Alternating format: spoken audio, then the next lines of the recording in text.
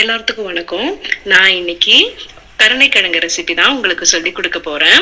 So ரொம்ப ஹெல்த்தியா, டேஸ்டியா, சிம்பிளா பிகினர்ஸ் கூட எப்படி பண்ணலாங்கிறது தான் நம்ம பார்க்க போறோம்.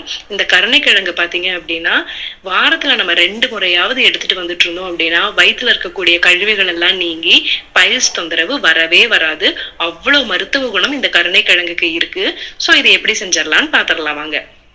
முதல்ல இந்த கருணைக்கிழங்க தோல் சீவி தண்ணியில அலாசிட்டு பொடி பொடியா நறுக்கி ஒரு பாத்திரத்துல மாத்திட்டு அது கூட மஞ்சத்தூள், உப்பு, மிளகாய் தூள் இதெல்லாம் கலந்து விட்டுட்டு ஒரு டம்ளர் அளவுக்கு தண்ணியை ஊத்தி அடுப்புல ஒரு மூடி போட்டு சிம்ல நம்ம வேக வச்சிடலாம்.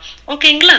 சோ இதுக்கு வெந்துட்டு இருக்கிறதுக்குள்ள நம்ம இதுக்கு ஒரு தாளிப்பு ரெடி பண்ணிடலாம். அதுக்கு ஒரு சின்ன வெங்காயம் இருக்கு இல்லைங்களா, அது 10 வெங்காயமாவது நம்ம எடுத்துட்டு அதை நம்ம தோல் சீவி தண்ணியில அலாசி எடுத்து வச்சுக்கலாம். அதை பொடி பொடியா நறுக்கிட்டு கடுகு, கருவேப்பிலை எல்லாம், கடலைப்பருப்பு, உளுத்தம் பருப்பு எல்லாம் நம்ம எடுத்து வச்சுக்கலாம். இப்ப பாருங்க, கருணைக்கிழங்கு நல்லா மசிஞ்சு வெந்துருச்சு.